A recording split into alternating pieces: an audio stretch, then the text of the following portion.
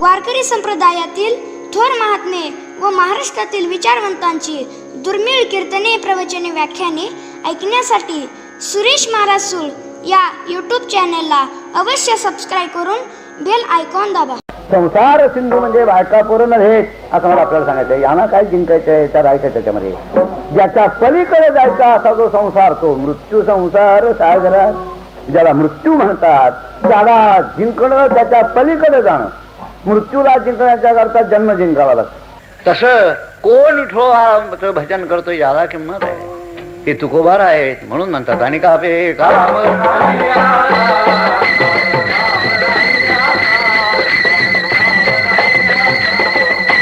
जन्मभर त्याने दुसरं केलंच नाही. आणि काही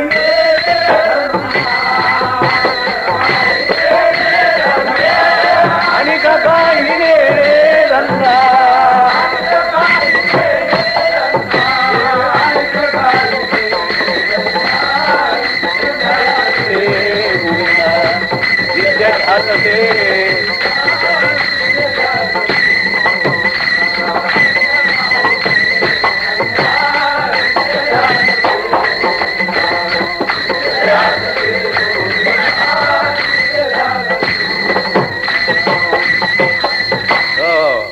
देवाचं स्मरण, देवाचं नामचिंतन व्हावं एवढ्या करता आपल्या वाट्याला आलेली स्टेट देऊन टाक, इंद्रायणी टाकून दिली. कठीण आहे काय, फार कठीण अशी गोष्ट आहे.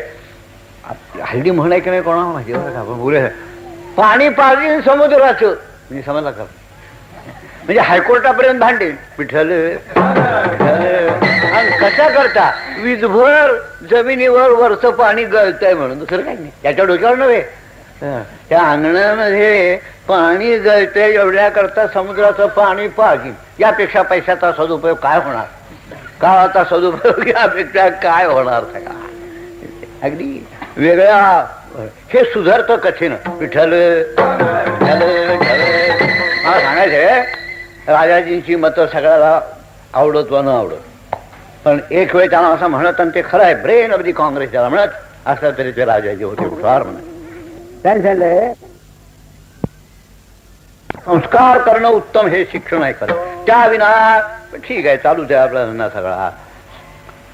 भगवत भजन करणारा जो आहे त्याच्या अंतःकरणामध्ये क्रांती होते. तुकाराम महाराजांनी दुसरं केलंच नाही की, आणि ते निवांत करता यावं एवढ्या करता आमचं उलट आहे. कसं काय, देऊळ बांधायला घेतलंय कशा करता, म्हणजे निवांत भजन करता येईल. अल्प त्याच्या करता कोर्ट भांडावी लागतील की विठ्ठल. देऊळ राहिलं देवळाच्या ठिकाणी, भजन राहिलं भजनाच्या ठिकाणी. खेटे घालावी लागतील, खेटे घालावी लागतील. देऊळ निर्माण करावं बरं का, लोकांना उपयोगी. पण ज्याला परमार्थ करायचे तो देवळाच्या मागे लावला तर परमार्थ नाही होणार, नाही होणार. त्याच्या करता आहे ते लोक टाकतात. नसलेलं डोक्यावर ओझं घ्या सांगितलंय घरी. पुढीला ते ओझे आपल्या माथा घे तरी कानुजातीचे धनुर्धरा. मी आपल्याला फार एक महत्वाची गोष्ट सांगतो. तुकोबाराच्या भजनाचा परिणाम होत होता. त्याच्या कारण त्याच्या पाठीमागे कडक ही तपश्चर्या होती. तपश्चर्ये विना होऊच शकत नाही. ओम तत्सदिति निर्देशो ब्रह्मणस्ते विदस्मृता ब्राह्मणास्ते न वेदास्ते यज्ञास्ते विहिता पुरा. याच्यावर ज्ञानोबाराने लिहिलं आहे, हे वर्णत्रयाची जपता सृष्टी सृजन योग्यता आली तया. ओम तत्सत या नामाचा जप केला त्याने, आणि केवढं सामर्थ्य आलं. सामर्थ्य आहे जपा आपल्याकडे. आणि ऐकू येत नसेल, अष्टावधानी, दशावधानी, जसं त्रिवेदी, अजून गुजरात नाव आहे त्रिवेदी, चतुर्वेदी. हे कशाचं मूळ आहे हेही आता कळायचं नाही. चतुर्वेदी काय आहे, त्रिवेदी काय आहे, तसं अष्टावधानी. आमचं पुण्याला होते अष्टावधानी बरं का. आमचं आता असं आहे की आमचंच नाव आमच्या लक्षात राहतं हेच पुष्कळ आहे. बाकीचं लक्षात राहणं तरी नोंद वाचलं सगळं. अष्टावधानी याचा अर्थ असा आहे की एकाच वेळेला 8 गोष्टी चालू ठेवायच्या. एक गुणाकार घालायचा, एक पत्त्या तळावा मांडायचा, एक सांगायचं ज्योतिषाचा प्रश्न टाकायचा, अशी 8 गोष्टी. आणि त्या ऐकून उत्तर बरोबर द्यायची त्याने.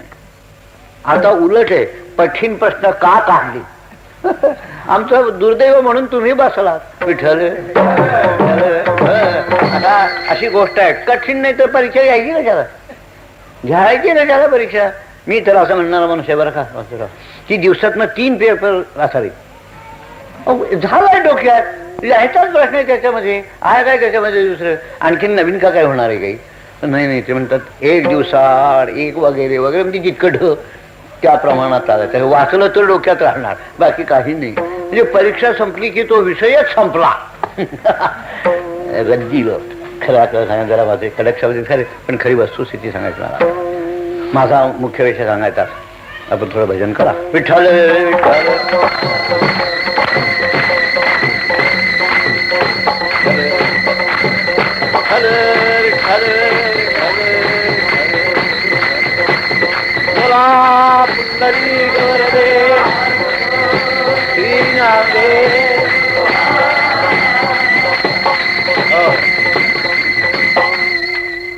म्हणजे अवधान पाहिजे, अष्टावधानी. बरं का, हे का झाले मी त्यांना विचारलं की तुमच्या ठिकाणी इतकी स्मृती आली कशी. आपण ऐका, गायत्री जपानं आम्ही गायत्रीचा जप केला, मंत्राचं सामर्थ्य आहे, पण कळायला वेळ पाहिजे तेवढा. आपल्याला वेळ काही बघू शकत नाही आपण, जर वेळ असला ना सामर्थ्य आहे. तुकाराम महाराजांनी जप केला, तप केलं, आणि त्या तपाचं फळ असं आहे की तुका म्हणे महापातकी पती होती जीवन मुक्त. हे त्यांनी सांगितलं, त्यांच्या मुखातनं शब्द आला की सुधारतो तो, इतकं त्या शब्दात वजन. मी आपल्याला आमच्या जोग महाराजांची गोष्ट सांगितली, तुकोबाराच्या जीवनातली गोष्ट सांगतो. तुकाराम महाराजांना आणि तत्कालीन जे ब्राह्मण होते त्या ब्राह्मणांच्या सांगण्यावरून आणि रामेश्वर भट्टांच्याकडे जावं लागलं. रामेश्वर भट्टांच्याकडे गेले ते. फार थोर रामेश्वर भट्ट, यांचं चरित्र आपण बघितलं, फार थोर. रामेश्वर भट्टांच्याकडे गेल्यानंतर का ते म्हणले तुला आणि अभंग करायचा अधिकार नाही, करू नकोस पडे तुकोबाराचे. ते म्हणले केले त्याचं काय करू, करू नको आहे ठीक आहे, पण केले ते म्हणले इंद्रायणीच बोलव. इंद्रायणी बऱ्या बोलवल्या, त्या तरव्या वगैरे आपल्याला ठाऊक आहे. इकडे काय झालं, ज्या रामेश्वर भट्टांनी आणि तुकोबारायला सांगितलं ते पुण्याच्या जवळ एक अनगड शहा म्हणून फकीर होता, त्याची विहीर होती, तिथे स्नानाला उतरला. तो आवाज झाला, तो होता पलीकडे बसलेला. त्याने विचार केला माझ्या कानफाटे समाधान असणं वेगळी चीज आहे मला, काय ते आऊर चीज आहे, तो खरा साधू हे आपले ठीक होते. तो तर रागीत. त्याने सांगितलं माझ्या परवानगी वाचून विहिरीत बुडी मारतोय, बस डुबते रहो. अंगाचा दाह, पाण्याच्या बाहेर यायची पंचायत. ते जे बाहेर आले ते अंगाचा दाह, पुन्हा बुडी मार राहणार किती. ओरी फडकी या, अमुक करा तमुक करा, काही जमेन. ज्ञानेश्वर महाराजांवर मोठी श्रद्धा ते आळंदीला जाऊन बसले. ज्ञानेश्वर महाराजांनी त्यांना दृष्टांत दिला. मी सांगत असतो आमच्या ज्ञानोबाराची जी समाधी आहे ही मुडद्याची समाधी नव्हे. ज्ञानोबारा जिवंत आहे म्हणून दर्शनाला जातात लोक. त्याचा मुडदा पुरलेला असता, मुडदा झाला असता, मग कोण जाईल दर्शनाला. तेव्हा ज्ञानेश्वर महाराजांना मी त्याला दृष्टांत दिला की आम्हाला सर्वांना प्रिय असणारा तुकोबा, त्याचा तुझ्याकडनं अपराध झाला, तू तिकडे जा, तिकडे जा. खरी रीती आहे. म्हणजे सही विना सुद्धा पत्र गेलं तरी सुद्धा आमच्याकडे वाटेल ते होईल. हे खरं नाही, कसं राज्य करावं हे कळत नाही. विठ्ठल ज्ञानेश्वर महाराजांना काही त्यांना सुधारता आलं नसतं. त्यांना तुकोबाराचा अपराध झालाय, त्यांच्याकडे जा. हे गेले तुकोबाराच्याकडे. काय सांगू आपल्याला, नुसता त्यांचा एक अभंग वाचून चित्त शुद्ध तरी शत्रुमित्र होती.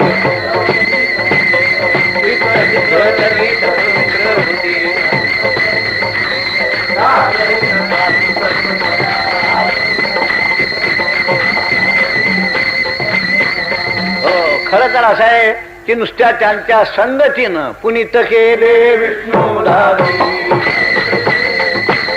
पुनीत केले विष्णुदासी.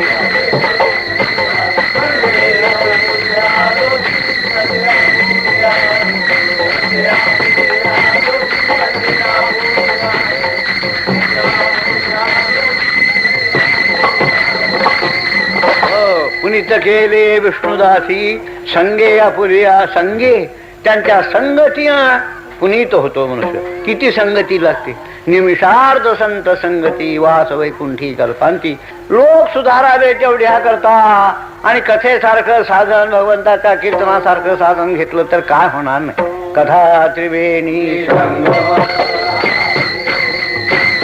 कथा त्रिवेणी संगम.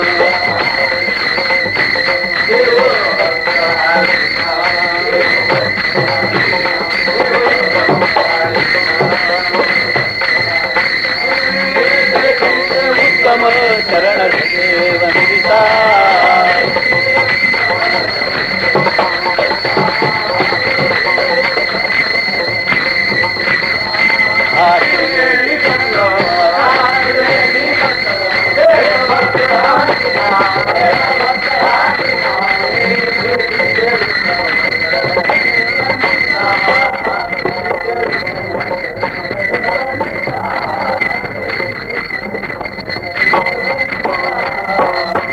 कथा त्रिवेणी संगम. तुकोबाला सांगतात कथा ना, गंगा यमुना सरस्वती हा जसा त्रिवेणी संगम आहे तो चांगलाच आहे, पण त्याच्याही पेक्षा काकणभर जास्त असा महत्वाचा हा संगम आहे कथेमध्ये. म्हणून कथेला न बोलावता जाऊ. काही भेटतात आम्हाला, काय येणार का कथे, आम्हाला आमंत्रण कुठे. आमच्या घरचं काय लग्न आहे काय, आमंत्रण तुझ्या कल्याणाकरता कथेला जायचंय. विठ्ठल आपलं कल्याण व्हावं. कथा त्रिवेणी संगम. ही त्रिवेणी का महत्वाची. देव भक्त आणि नाम. हो, कसे करी वा जे कीर्तन करतो ना, ते ज्याचं कीर्तन तो करीत असतो तो ऐकायला उभा असतो. पूज्या पूज्यमान कथे उभे हरिजन. ज्याची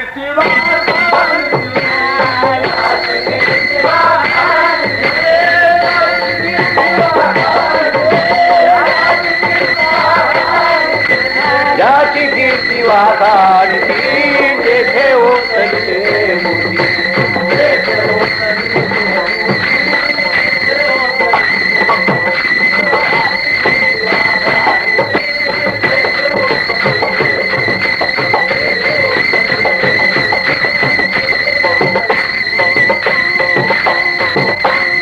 पूज्या पूज्यमान कथे उभे हरिजन. हरिजन म्हणजे आत्ता आपला शब्दातला अर्थ वेगळा आहे, त्यावेळेचा अर्थ वेगळा. हरिप्रिया, हरिला प्रिय असणारे असल्या तरी ते जे भगवत भक्त आहेत ते कीर्तनाला उभे असले. तेवढी तुकोबाराने स्तुती केली ना. पूज्य जो देव टाळताही पूज्य असणार, म्हणून देव कीर्तनात उभा असतो असं आहे. देव बसत नाही, तेव्हा माहिती बसलं की डुकली. विठ्ठल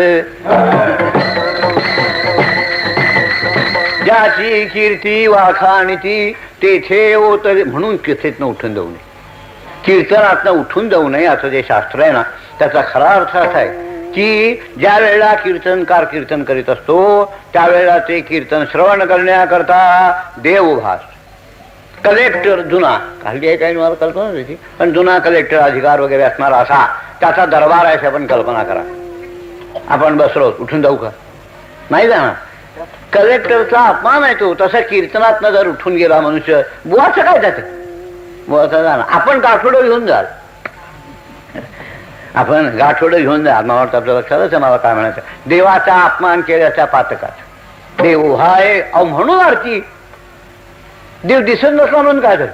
आरती कोणाची, जो श्रवण करणारा देव आहे त्या. म्हणून आरंभी आरती नाही, मागून आरती. ती काही सगळं त्याला वेगळंच रूप. आता आरत्या आहेत असं ऐकतो. विठ्ठल खरं त्याचा वेगळाच असा अर्थ आहे हा, बरं काय. एकीकडे असते आरती आणि एकीकडे लोक त्या बुवाच्या पायाला धक्काबुक्की करतात. बाबा आरती धरली आहे कशा करता, मग बुवाच्या पायाला माझ्या जवळ काही ना म्हणणं नाही, पण आरतीच्या वेळेला नको. ती आरती ही जो श्रवण करणार आहे त्याची आरती असं खरं आहे. देवाची आरती आहे ती. पूज्या पूज्यमान कथे उभे हरिजन. ज्याची कीर्ती वाखाणीती तेथे ओतली ते मूर्ती. जशी सरस्वती गुप्त आहे तसा हा भक्त दिसतो. देवाचं नाव कानावर ऐकू येतं आपल्याला. आणि जो श्रवण करणारा देव आहे तो जरी दिसत नसला तरी सुद्धा आहे असं मला तुकोबाराने म्हटलंय. समाधी लागून उभा तेथे देव जो आहे हा तिथे उभा राहतो.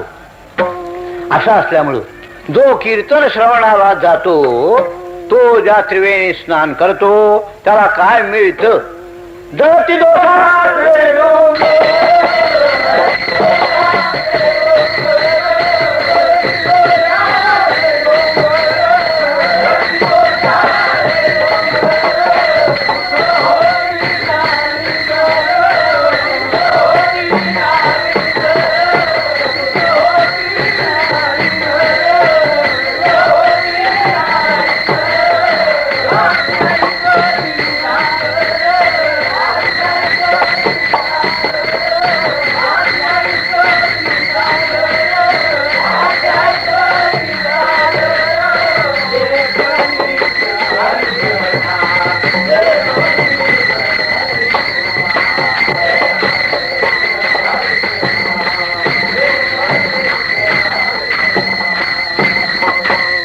तुकोबारा सांगतात जळती दोषाचे डोंगर.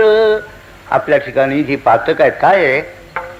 प्रायश्चित्त या नावाचं एक कर्म आहे. नित्य नैमित्तिक काम्य प्रायश्चित्त आणि निषिद्ध.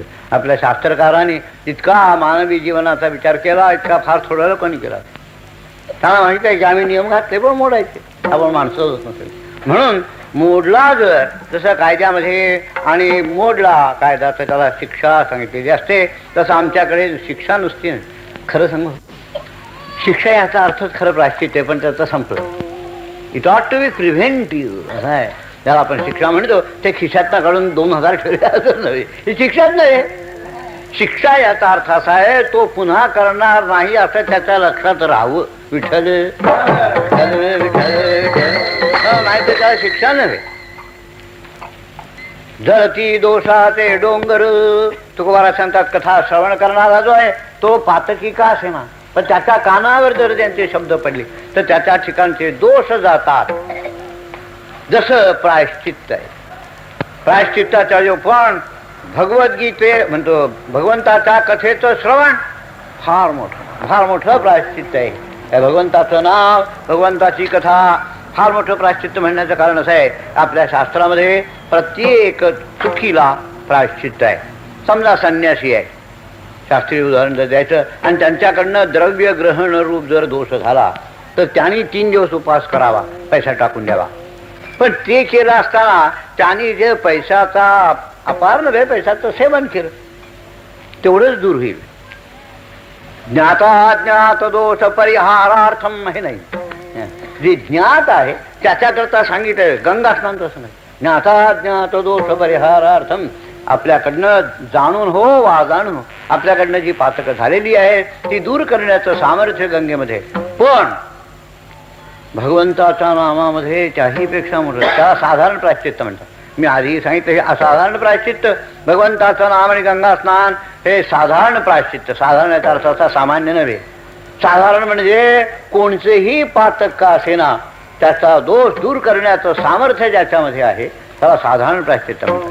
गंगा इतकी पाप हरण करणारी का तर भगवंताच्या चरणांगुष्ठापासून ती निघाली म्हणून.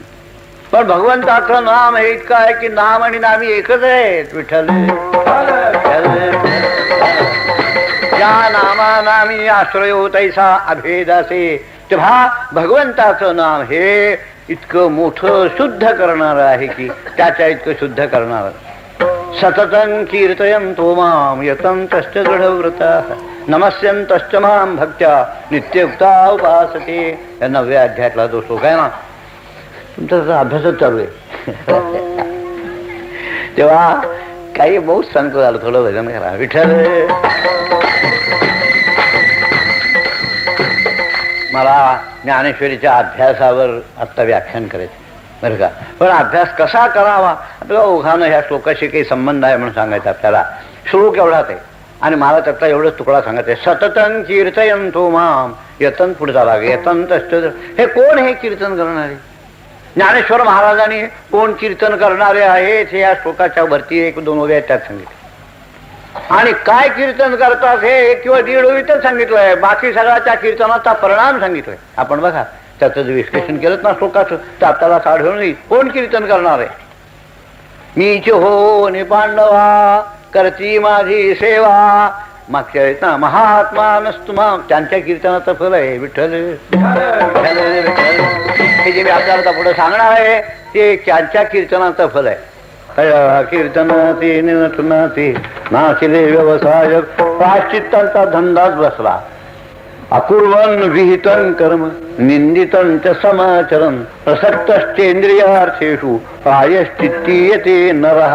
मनुस्मृतीमध्ये कोणाला प्रायश्चित्त सांगितलं तर अकुर्वन विहितं कर्म, आपल्या वाट्याला आलेलं कर्म करीत नाही, जो पापकर्म करतो त्याला प्रायश्चित्त सांगितलंय. ज्ञानोबाला सांगतात प्रायश्चित्ताचा धंदा बसला.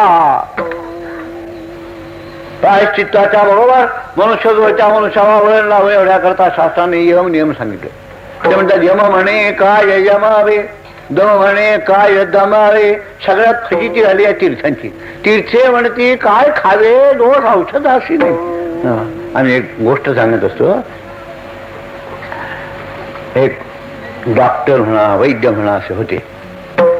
त्याने आपल्या मुलाला MBBSच्या गावीकडे म्हणतात असं केलं. म्हणजे त्याची परीक्षा पास झाली, पण त्याची जी प्रकृती होती ना त्यात काही बदल झाला नाही. त्याची अशी सूक्ष्म इथे फुंकलं बोयसर. आता हा काय बरं करणार, पण धंदा आहे. तो शिकला होता मटेरियल मेडिकल वगैरे वगैरे सगळं, पण ज्याला इंग्रजीत कॉमन सेन्स म्हणतात ना ती काही पुस्तकातनं देतात. माझी काही चमत्कारिक वस्तू आहे ती, बरं का.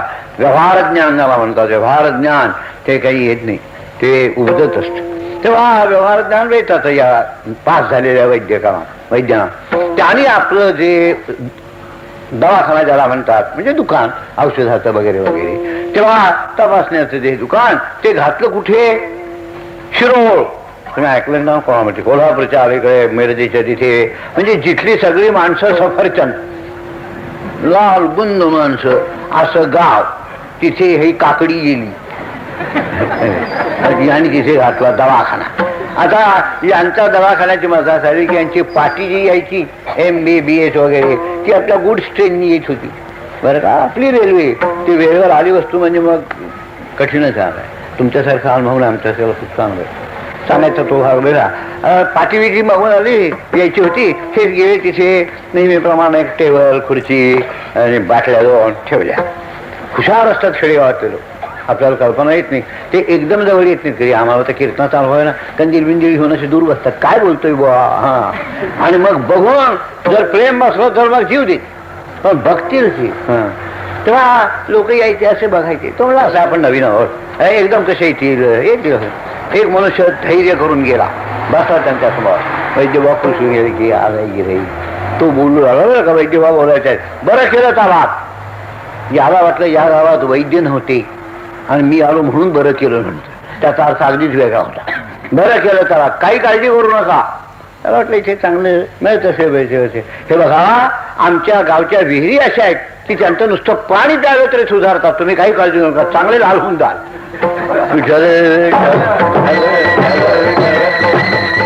असा जिथे गावातला भावना आहे तिथे या वैद्याचं काय चालणार.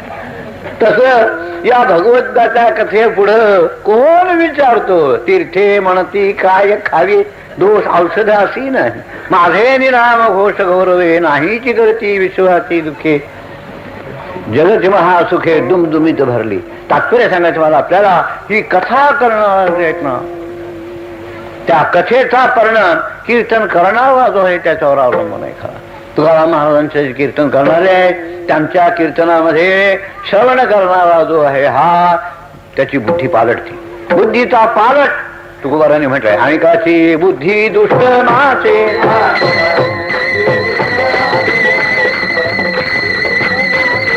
म्हणून सदा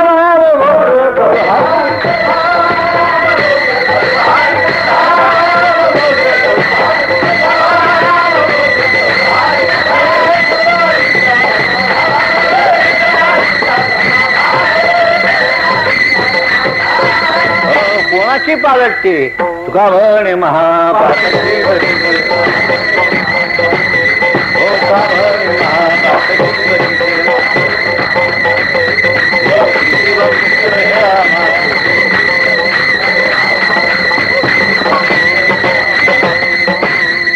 तुका म्हणा या अभंगाच्या शेवटच्या कडव्यामध्ये. आणि उद्धार भगवंताच्या नामाच्या योगाने कोणाचा होतो सांगतात. समाजातले जे निकृष्टातले निकृष्ट दारुड्या. खरं आमच्या वारकरी साधू संतांनी फार काम केलंय. गळ्यात माळ हलत असताना जे पिणारे नाही त्यांचा प्रश्नच नाही, पण जो पिणारा वर्ग आहे त्याला शपथ घ्यावी लागते की मी दारू पिणार नाही. तुम्ही खानदेशात वगैरे वरडात चला आणि तिकडे बघा या लोकांनी मोठं कार्य केलंय. काय केलंय ते काय जण होऊ शकत नाही. दारू पिणारा स्वतः तो काय दारूचं बंदी करणार वा. होऊ शकत नाही. होऊ शकत नाही. मी सांगत असतो आपलं चौथं लग्न करून येणारा मनुष्य ब्रह्मचारी यावर व्याख्यान देते.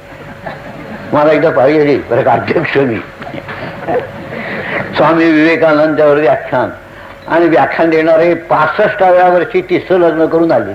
विठ्ठल मोठे साहित्यिक आहेत. मला नाव काही सांगायचं नाही, पण माझी पंचायती हो मी बोलावं काय आता. काय चाललं आपलं एक साहित्यिक व्याख्यान एवढंच त्याला. कीर्तन न रे, कीर्तन ही वेगळी चीज आहे. काय कीर्तन ज्याला आपण म्हणतो ती वेगळी चीज आहे. काही करमणूक न रे ती अंतःकरणाच्या शुद्धीचा मार्ग. मी सांगितलं की या अभंगाला एक विशेष प्रकारचं महत्व आहे. मी सांगत असतो की साखर ही गोड, गुळ ही गोड असं जरी असलं तरी सुद्धा साखरेची गोडी गुळाला नाही. आणि थोडक्यात सांगायचं म्हणजे चहा पिणाऱ्याला विचारा, साखर ते साखर दोन्ही गोडच आहे. तसं तुकोबाराचे सगळे अभंग गोडच आहेत, पण प्रत्येकाची चव काही वेगळी. या अभंगाची चव, या अभंगाचं वैशिष्ट्य असं आहे की आपल्या स्वतः संबंधानं न बोलणारे. अमानित्वम अदंभित्वम अहिंसा शांतिरर्जवम असे अक्षरशः अमानित्व ज्यांच्या ठिकाणी ते तुकोबाराय आपण काय मिळवलं, आपण कोणत्या साधनाने मिळवलं असं सांगतात. की लोक म्हणतील की काय हो सोनं पण ते वारकरी आहेत, त्यांना धंदाना उद्योग टाक कुठनं हे काय दरवर्षी कसलं भजन करतात तेच ते तोच विठोबा आणि तोच ज्ञानोबा. विठ्ठल ते नवीन युगासारखं विज्ञान आहे. नवीन विज्ञान शिका बरं का. मला विज्ञान काय आहे नाही निंदा निंदितुम प्रवर्तते किंतु स्तोतुम विधेय. मला भगवन नामाचं आणि कीर्तनाचं महात्म्य सांगायचं आहे की समाजामध्ये त्याला काय स्थान आहे, समाजामध्ये त्याला काय स्थान आहे आणि केवढं उच्च असं स्थान आहे हे सांगण्याकरता म्हणून मी हा प्रस्ताव करून आलोय. तुकाराम महाराज या अभंगामध्ये तेच मला वाटतं त्याने म्हटलं असं की काय हो तुम्ही दुसरे आमचे प्रोफेसर रानडे गुरुजी बरं का मोठे 8-8 तास ध्यान करणारे हुशारातले हुशार असे. त्यामुळे काही का हो तुम्ही काही सामाजिक अमुक तमुक काही कार्य करत नाही. आम्ही एवढंच करतो. पुष्कळ एवढं जरी झालं ना पुष्कळ झालं. ज्याचं थोडंसं असतं पण उच्च न करण्यासारखं असतं त्याचा अभिप्राय सगळ्यांना कळत नाही. महात्माची जे लोक चेष्टा करीत सुद काय काढणार यानं काय होणार कामं करणार नाही की याच्यातनं काय निघणार आहे. तसं भगवंताच्या नामातनं काय निघेल त्याची काय शक्ती आहे हे नुसते बरोबरचे पाहणारे लोक आहेत त्यांना कळणार नाही. हा नुसता देवाचं वचन करीत बसला समाजाच्या काही उपयोगाचा नाही. तू काय करतोय संख्या वाढवतो विठ्ठल ते उच्च मूल्य जगवतात. उच्च मूल्य ज्याला म्हणतात ती ते जगवतात आणि ते जगवणं लोकांना सामान्य मनुष्याला कळत नाही. असं कळत नाही. तुकाराम महाराजांना म्हटलं असं की व्हा तुम्ही एवढं करतात सदान कादान कीर्तन हे काय ते म्हणतात आणि का रे काम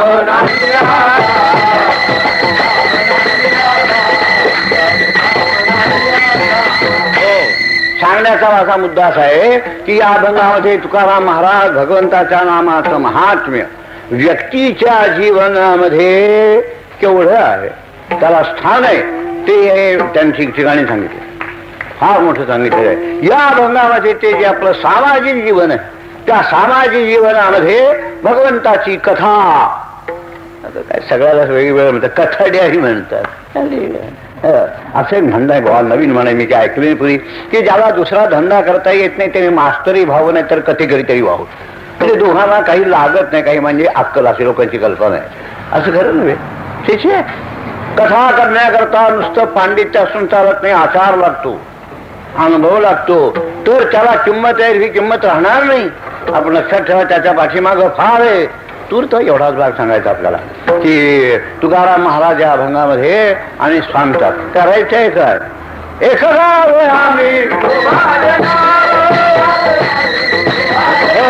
याने जर होत नसेल तर दुसरं याने जर एकाने एकाला विचारलं होतं बरं का आता तुम्ही पुढे काय करणार ते आतापर्यंत केलं ते का पश्चात्ताप होण्यासारखं केलं असं ज्यांचं असेल त्यांना प्रश्न विचारले ठीक आहे ज्याने माझा बोलून पाहिला असताना आज बाहेर शुद्ध आहे त्याला विचारलं तुम्ही पुढे काय करणार हेच करणार तसं तू काय म्हणतात करायचं काय आणि का बे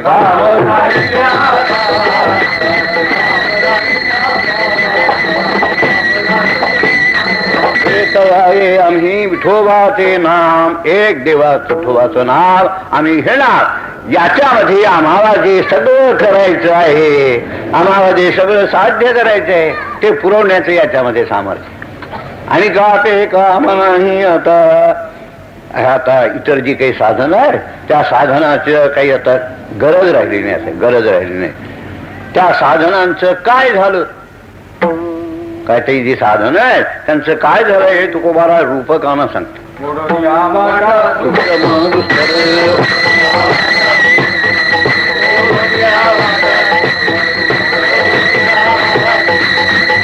राज्यभार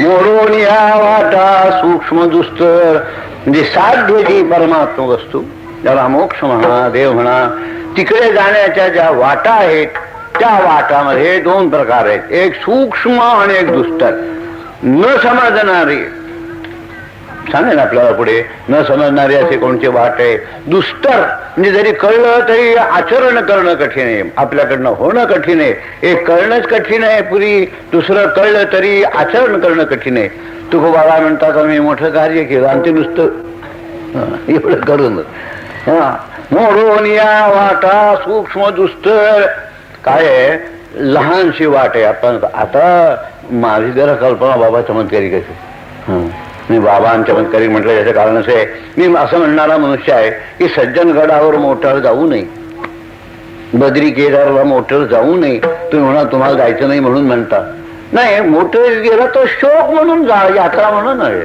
विठ्ठल ती मी सांगितलं सज्जनगड तिथे आली ती माणसं चांगले लोक आहेत ते मी त्यांना सांगितलं कृपा करा सगळं करा पण मोटर वरती येईल असं करू नका नाहीतर मुंबईच्या हौशी हवा खाण्याच्या लोक जे लोक आहेत त्यांचं एक ठिकाण होईल होतं उन्हाळा आता महाबळेश्वर महाग झालाय सज्जनगड एवढ्याकरता सज्जनगड नाही त्याचं काही एक पावित्र्य आहे आणि ते पावित्र्य रक्षण करण्याच्या करता म्हणून काही गोष्टी आवश्यक आहेत असं मला आपल्याला तुकाराम महाराजांनी आणि दुस्तर आणि सूक्ष्म अशा ज्या वाटा त्या मोडल्या म्हणजे त्यांचा द्वेष करून त्यांच्या विरुद्ध हातार घेऊन नाही केला राज्यभार आईचा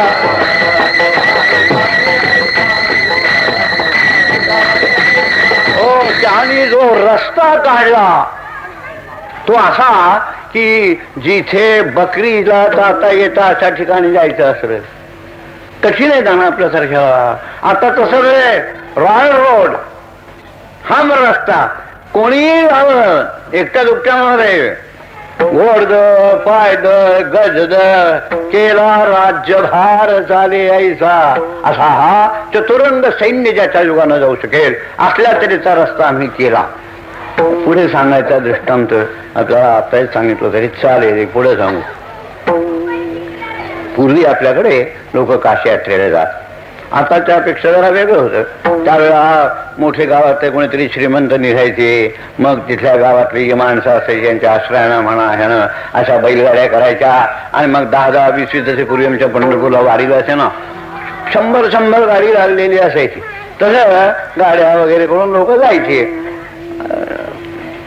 आता काळ बदलला असा पूर्वी गेलेला जो एक गृहस्थ त्याच्या बरोबर ज्यांच्या गाड्या होत्या त्यांची नातवंड होती हाही नातवंडाचा होता जळगाव त्याचा नातू होता यांनी जाहीर केलं म्हणजे 1965 सालात बरं की आम्हाला आता काशी यात्रेला जायचं आहे मग ज्यांच्या बैलगाड्या होत्या त्यांची नातू होती ते आले आणि त्यांनी भाऊसाहेब म्हणजे आनंदाची गोष्ट आहे वा.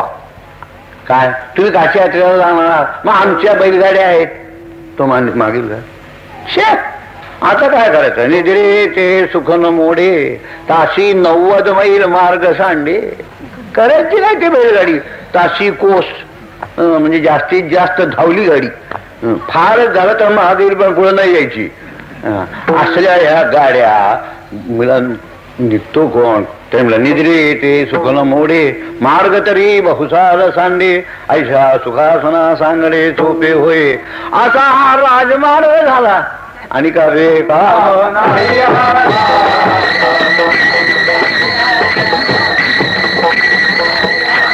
हा कोणता राजमार्ग, तो या अभंगाच्या आणि 3ऱ्या कडव्यात सांगतात.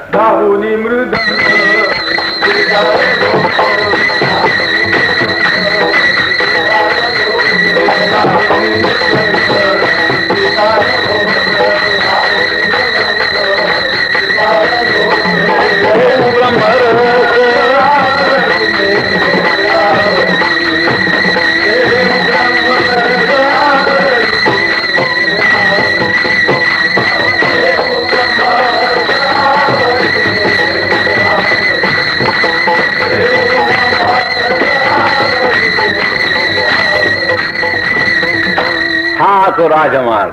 रावणी मृदंग श्रुती टाळ, श्रुती म्हणजे विणा, विणा टाळ पखवाज हे लावून म्हणजे एकमेकाजवळ ठेवून नव्हे, एका सुरामध्ये याला सुद्धा खरं महत्व आहे बरं.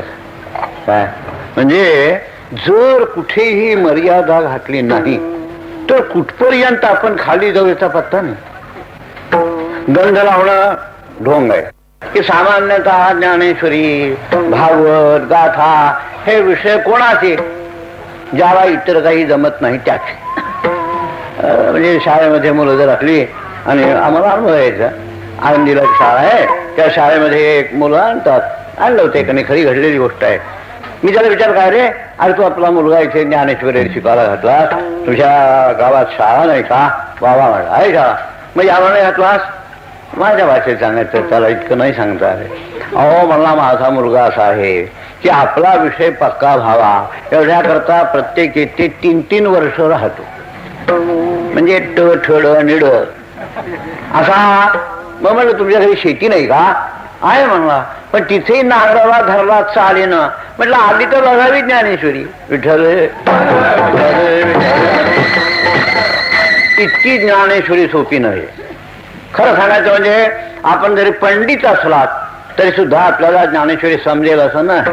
त्याचे काही संकेत आहे, त्याच्यात काही अनुभव आहे, आणि असा संकेत अनुभव असल्याने तो मोठा उच्च दर्जाचा असा अनुभव आहे. असा असल्यामुळं तो समजणं ग्रंथ कठीण आहे. त्याच्याकडे प्रवृत्ती आणि ती ही सुशिक्षित लोकांची व्हावी ही आनंदाची गोष्ट आहे. काय आपल्याकडे आता उलट आहे, अपेक्षा म्हणतात जितकं ज्याला ज्याची माहिती नाही तितका तो ते कार्य करायला अधिक योग्य. असं काही दुर्दैवाचं झालंय खरंय की ज्याला ज्याची माहिती म्हणजे अनप्रेज्युडिस व्ह्यू तो घेऊ शकतो. त्याला जर माहिती असलं ना तर मग त्याची मतं ठरवलेली असतात आणि यामुळं ती मतं गढूळ असण्याचा संभव असतो. आणि जिथे काहीच नाही, गोरी बाटी आहे, तो उत्तम घेऊ शकतो. हे सांगण्याचं कारण असं आहे की जी गोष्ट ज्ञानानं होते, जाणीवेनं होते, त्याला अधिक किंमत आहे. तसं शिक्षित मनुष्य आणि तो जर ज्ञानेश्वरीकडे वळला तर तो अधिक चांगलं करेल असं मला सांगायचं. अज्ञानी मनुष्याच्या पेक्षा ज्याला व्याकरण येतं, व्याकरण आलं म्हणजे ज्ञानेश्वरी येईल असं नव्हे, पण ज्ञानेश्वरी येण्याकरता व्याकरण लागतं हे तितकंच खरं आहे. व्याकरण आलं म्हणजे ज्ञानेश्वरी येईल असं नव्हे, पण ज्ञानेश्वरी समजण्याच्या करता व्याकरणाची गरज आहे. खरं सांगायचं म्हणजे शुद्धलेखनाची सुद्धा गरज आहे. त्याच्या विना होणार नाही, काहीतरी होऊन जाईल. मला आपल्याला हा विषय सांगायचा नाही जास्त. ज्याला संसार म्हणतात तो संसार म्हणजे काय भगवान म्हणतात, तेषाम अहं समुद्धरत मृत्यू संसार सागर भवामी नचिरात पार्थ मय्यावेशित चेतसाम जन्म मृत्यूची या लाती धरमती या सृष्टी ते देखोन या पोटी ऐसे झाले भव सिंधू ते निमारी कवना सिद्धा कनुपदे संसार सिंधू म्हणजे बायका पोरं नव्हे असं मला आपल्याला सांगायचं. यांना काय जिंकायचंय त्या राहायचं त्याच्यामध्ये. ज्याच्या पलीकडे जायचा असा जो संसार तो मृत्यू संसार सागरात. ज्याला मृत्यू म्हणतात त्याला जिंकणं त्याच्या पलीकडे जाणं. मृत्यूला जिंकण्याच्या करता जन्म जिंकावा लागतो. जो जन्माला आला नाही त्याला मृत्यूची कसली भीती बुवा. जो जन्माला आला ना ज्यातस्तेही ध्रुव मृत्यू ध्रुवन जन्म मृत उपदेते ना ते. जे उपदेत ना वांझेच्या लेखाला मृत्यूची भीतीच नाही. वांझेचा जो लेख आहे त्याला भीती कसली आली? यार तो जन्माला जाऊ नये. तो जन्माला आला त्याच्या पाठीमागं मरण. आणि जन्म आणि मरण याला संसार म्हणतात. त्याचं कारण काय आहे? या सगळं आलं ज्याला आपण दुःख म्हणतो ना, सगळं संसार खरा जर म्हणायचा असला तर दुःख. संसार संसार म्हणून ज्याला म्हणतात त्याचं दुसरं नाव आहे दुःख. दुःख कोणाला हवाय बा? मदरागी दुःख भावे ऐसे कोणी भावी ना जीवे. अप्रार्थिता दुःख भावे येणे न संभवे स्वतंत्रता. सांगायचं रस्त्याचं आहे संसारातून तरायचं. आपण ह्याचा अर्थ लक्षात ठेवा. म्हणजे दुःखाच्या पलीकडे जायचं. विठ्ठल मला आपल्याला विचारायचं हे विमान शिकवात विद्यात होईल का? अगदी वैमानिक आहे त्याची आवडती बायको मेली रडेल की नाही? रडणार. पोरं मेली रडणार. आजारी पडले रडणार. ज्याला आम्ही संसार म्हणतो त्याचं दुसरं नाव आहे रडणं.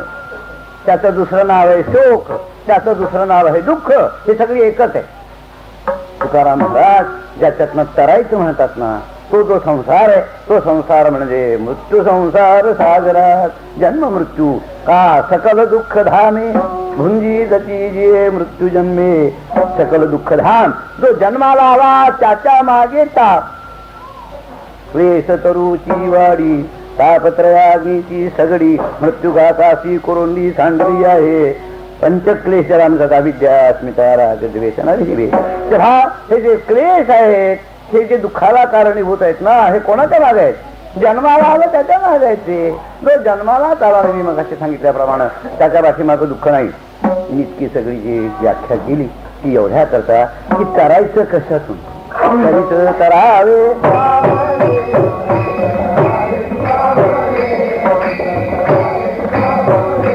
तुकाराम सांगतात की तरच तराव म्हणजे तरच दुःखाच्या पलीकडे जा. जन्म मृत्यूच्या पलीकडे जा. त्यानंच जन्म मृत्यूच्या पलीकडं दुःखाच्या पलीकडं जाणं हे कोणाला नको आहे. लोकांना कळत नाही म्हणून लोक म्हणतात आम्हाला परमार्थ नको, आम्हाला वाचन नको. याचं खरं कारण असं आहे की यात काय आहे हे त्यांना माहिती नाही. आपल्याला काय हवं हे माहिती. त्यांनी विचारच तसा केलेला नसतो कधी. चाललाय तिथे से आई और आगे ढकाई. आपलं सगळं जे जीवन आहे ना ते जीवन असं चाललंय सगळं.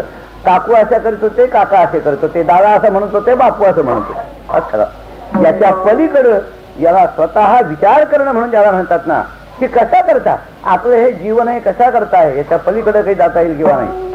आमची जी सगळी शास्त्र आहे ते सगळी शास्त्र याच्या करतायत की जीवाला नको जे दुःख एकच भाग सांगायचं. तुम्ही म्हणाल बुवा कशाला सांगताय? अहो दुःखाची निवृत्ती लौकिक उपायानं होते. मणी मंत्र औषधी त्याला कशाला पाहिजे तुमचं ब्रह्मज्ञान? म्हणे कुटुंब आटपलं उघडा भाष्य करायचं का? आता मुहूर्त सुरू झालेत ना लग्नाचे. पुन्हा शुभमंगल करायचंय काय त्याला तुमचं शास्त्र? हे कोणी असं म्हणेल की दुःख जे आहे हे लौकिक उपायानं नाहीसं होतं. ताप आला लौकिक उपायानं नाहीसा होतो. कुटुंब गेलं, मुलगा नाही लौकिक उपाय, दत्तक घ्या, चालू गाडी. तेव्हा आपल्याला होणारं जे दुःख आहे त्याचा नाशा करता म्हणून आणि ब्रह्मज्ञानाची काय गरज? लौकिक उपाय तर पुष्कळ आहे.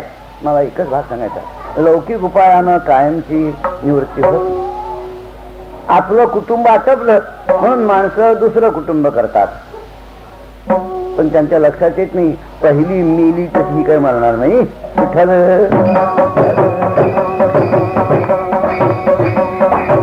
नाशिवंत देह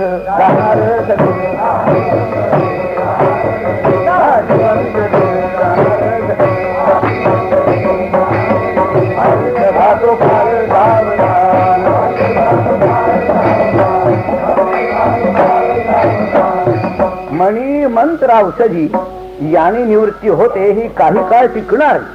लयरूप निवृत्ती ज्याला म्हणतात, दुःखाची सकारण निवृत्ती. माझं म्हणणं पण दुःखाची सकारण निवृत्ती ब्रह्मज्ञानाविना होतच नाही. ज्याला संसार म्हणतात त्याचं कारण आपल्याला सांगतो म्हणजे लक्षात. आपल्याला जे सगळं दुःख भोगावं लागतं ना त्याचं कारण देह तादात्म्य. जन्म मृत्यू हे सगळे देहाचे आहेत. जन्म कोणाचा होतो? आत्म्याचा का? गीता काय सांगते? न जायते म्रियते वा कदाचित् नायं भूत्वा भविता वा न भूया अजो नित्य शाश्वतोऽयं पुराणो न हन्यते हन्यमाने शरीरे. शरीराचं तसं नव्हे. अव्यक्तादीनि भूत व्यक्त मध्यानि भारत अव्यक्त निधनान्येव तत्र का परिजीवना. शरीराच्या पाठीमागं जन्म आहे. अस्ति जायते वर्धते विपरिणमते अपक्षीयते नश्यति. हे षड्विकार शरीराच्या ठिकाणी. तसं मला प्रश्न आपल्याला जन्म नसताना आपण देहाशी तादात्म्य करून स्वतःला जन्म मानतो. आपल्याला मरण नसताना आणि आपण शरीराचं जे मरण आहे ते आपल्यावर घेतो असं आपलं चाललंय. पुढे राहती ओझी आपल्या माथा घिजे तरी कान जाती जे धनुर्धरा. भागवतामध्ये एक मोठे उत्कृष्ट रामिषं पुररंजन बलिनो ये निरामिषा सदामिषं परित्यज्य. काय असे टिटव्याची फळी चालली.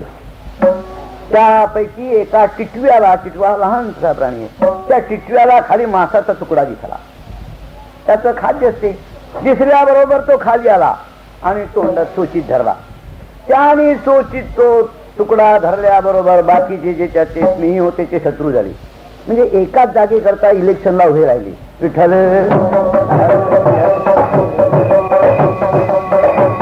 मोठ आहे मोठी. स्नेहाचं शत्रू इतकं रूपांतर व्हायला काही फारसं लागत नाही. ते त्याच्या तोंडात तुकडा आल्याबरोबर जवळचे जे होते ना ते त्याला टोचू लागले. तो इकडून तिकडं गेला तोच तसंच आहे. तिकडून तिकडं गेला तोच तसंच आहे. तो टिटवा होता पण शहाणा होता. त्याने विचार केला की मी इकडून तिकडे आलो तरी उठ माझ्या मागे, इकडून तिकडे गेलो असं काय झालं माझ्यामध्ये. तो म्हणला मासाचा तुकडा तोंडात धरला त्यामुळे आलाय सगळे, द्या टाकून व्हा मोकळे. तर आमिषं परित्यज्य त्यांचं टाकून दिलं आणि जाऊन बसला. मग काय झालं? ज्याने तो तोंडात धरला त्याच्या मागे लागली. मासाचा तुकडा आहे ना लागली माग. तसं शरीर हे तर सगळं त्याचंच बनलेलं आहे. हा देह नाशिवंत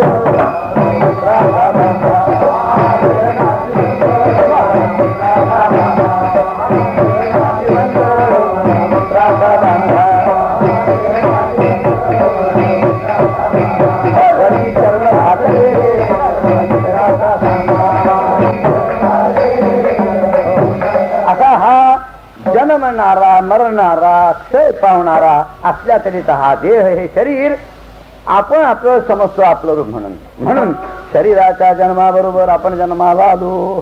शरीराच्या मृत्यू बरोबर उत्क्रामंतम स्थितम वाति भुंजानं वा गुणान्वितम विमूढानानुपश्यन्ति पश्यन्ति ज्ञानचक्षुषः. देहाचे मोठके उभे आणि चेतना ती थुपलभे ती चळवळीचे निलोभे आला म्हणती. मरत पडलंय वाटलं गेला म्हणून. इतक्यात जरा तो खोकला आहे नाही म्हणतात आहे आहे आहे. पुढे कुठे गेला होता? बर त्याच्या चळवळ थांबली म्हणजे मेला. रुख डोलत देखावा तरी वारावा तत मानावा रुख नसे तेच पांडवा नाही तो गा. सांगायचा भाग आपल्याला असा. शरीर जे आहे या शरीराचे गुणधर्म तो आपल्या ठिकाणी मानतो. कारण शरीर मी असं झालं त्याला कारण काय? अज्ञानमेवास्ते हि मूल कारण तद्धानमेवात्र विदो विजीयते विद्यैव तन्नास विधो पटीयसी न कर्म तज्जम स विरोधमीरितम. रामगीतेमध्ये म्हणजे उत्कृष्ट सांगतोय रामान. आपण जे तादात्म्य घेतो हे भ्रांतीचे तादात्म्य अज्ञानानं निर्माण झालेलं आहे. वास्तविक तो सम म्हणतो मी कसं स्थूल गौरश्याम समजतो. पण हे देह हा ते देहधर्म कानामुका बहिरा परम हे इंद्रिय धर्म इंद्रियांचे बघतो डोळा पण म्हणतो मी बघितलं. ऐकतात कान म्हणतो मी ऐकलं. असे हे जे शरीराच्याकडनं होणाऱ्या क्रिया आहेत त्याचं कर्तृत्व आपल्याकडे घेतो आणि त्याचं कारण आपण आपल्याला कोण आहे समजत. म्हणून मोठा उत्कृष्ट श्लोक आहे. मला आपल्याला सांगायला वेळ नाही पण आपण वाचा. भगवान म्हणतात न रूपमस्ते तथोपलभ्यते नांतो न च जीर्ण च संप्रतिष्ठा अश्वत्थमेनं सुविरूढ मूलम असंग शस्त्रेण दृढेन चित्वा. अर्जुना, हा जो संसार आहे मोठा आहे. ब्रह्माजी का बार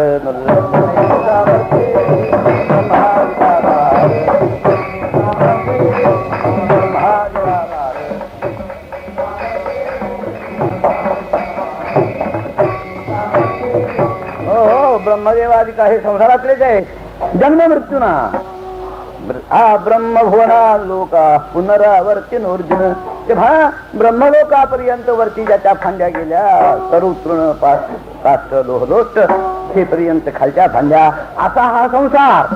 पण न रूपमस्ते सततोपलभ्यते नांतो न च जीर्ण च संप्रतिष्ठा. मला एवढ्या करता सांगत आहे. आपुल्या ज्ञानासाठी नवता हा थाबला किरटी आत्मज्ञानाचे लोटी खांडे निघा. एकच उपाय आपल्याला एक दृष्टांत सांगायचा आणि हा भाग असायचा. दोन पांथस्थ एका धर्मशाळेमध्ये संध्याकाळच्या वेळेला एकमेकाला भेटले. त्याच्यातला एक यात्रा करून आला होता, दुसरा यात्रेला निघाला होता. दोघांची गाठ पडली, दशम्या बिशम्या खाल्ल्या, दोघांनी हातून घातली. दुर्दैवानं त्यापैकी एकाच्या ती जी धर्मशाळा होती ती स्मशानाजवळ होती. हे दोघं तिथे पलीकडे होता आणून पडलेला, पण यांना काही कल्पना नाही. गप्पा, तुम्ही कुठून आलात, काय आलात, काय चाललात, होता होता विषय निघाला भूताचा. जो निघून येतो जवळ स्मशान, दोघ जण विषय भूताचा. एक सांगू लागला, काय नाही हो, भूत बित सगळं खोट आहे. दुसरा म्हणला, आमच्या गावात निघायच्या वेळेला गावाच्या आमच्या बाईला झपाटली होती. तो म्हणला, खोट आहे हो, एक सगळं बात आहे. तू म्हणत होता बात आहे, त्यालाच मातमूत होती. खरं त्याच्या मनामध्ये होतं काहीतरी आहे म्हणून, पण तोंडाला नाही म्हणत होता. अशा गप्पा चालल्या असताना जो नाही म्हणत होता त्याला झोप लागली. आणि असा नियम आहे की जागत वासिजे जेणे ध्याने भावना भाविजे डोळा लागत तेवो देखिजे त्याची स्वप्नी. त्याला त्याचा डोळा लागला आणि त्याला भूत दिसलं, त्याच्या छातीवर येऊन बसलं आणि तो ओरडायला लागला इतक्या मोठ्यांदा की जो जवळचा होता तो घ्यायला. जो जवळचा होता ना, जो घ्यायलेला, तो ब्रह्मदेवाने अक्कल वाटली त्यावेळेला गैरहजरजी त्यातला वर्गातला. काही डोकंच नाही त्याला. तो मला आत्ता होता, हा चांगला बोलत होता, इतक्यात ओरडायला लागला. याला वाद झाला असला पाहिजे. त्यांनी निधन केलं वाद, आणि म्हणून हात मारल्या त्यांनी. झोपेत गाढ स्वप्न पडलेलं. हा कशाचा जागा होतोय. पूर्वीचे लोक काही मात्रा बित्रा असतात ते काही उगावून काही चाटवली वगैरे, पण हा अगदीच झोपाळा. रडू लागला. मला काय करावं म्हणला, आत्ताच नुकती ओळख झाली होती, बरं झालं असतं सोबती वगैरे वगैरे. हा जो रडायला लागला मोठ्यांदा, त्याचा ऐकून एक पलीकडे मनुष्य आधी पडलेला होता. दया आली त्याच्या अंतःकरणामध्ये की दोघं जण बोलत होते, त्यांच्यात रडायला काय लागले. आला का म्हणला, रडता का तुम्ही, ओरडता काय म्हणजे म्हणला, चांगलाच नाही होता, नुकतीच ओळख झाली होती आमची, बरं झालं असतं वगैरे वगैरे. तो म्हणला, झालं काय, झालं का. मी म्हणलं, बघा ना वाद झाला ना त्याला. तो म्हणला, अजून दसण्या खाल्लेल्या हात सुद्धा यांचे ओली असतील, इतक्यात वाद होईल कसा याला. बरं, वातातलं ओरडणं वेगळं असतं, झोपेत जो घ्यायला त्याचं ओरडणं वेगळं असतं, त्याला डोकं होतं, हा बिन डोक्याचा, त्याला काय कळणार. तो म्हणा, मग तुम्ही काय केलं. काय म्हणजे मला हाक मारल्या, तोंडाला हे लावलं, काही उपयोग झाला नाही म्हणा. तो म्हणला, माझ्याजवळ काळ हरणी मात्र आहे, काळाच्या तोंडात गेलं तरी सुद्धा काढून आणेल अशी मात्र आहे. बा म्हणलं, तुम्हाला देवाने झाडलं बा. त्यांनी काही केलं नाही. त्यांनी विचार केला की हा झोपाळ्या आहे, अंगाला गाव लागून सुद्धा जागा होत नाही, तेव्हा हाक मारून काही उपयोग ना, मग याला फटाका उडवला पाहिजे. त्याने हात सैल केला असा सदरावरती एक धडकावली तोंडात. तो का म्हणला, रडता का म्हणून. ज्ञानोबांची ओवी आहे, स्वप्नी जया भया ओखदचे ओची धनंजया ते अज्ञान मूला जया ज्ञानची खडग.